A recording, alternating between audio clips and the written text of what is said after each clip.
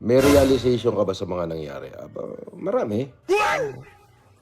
Unang-una ko na-realize yung kasabihan nga ng mga Pilipino na lintik lang ang walang ganti. Na-realize ko yun.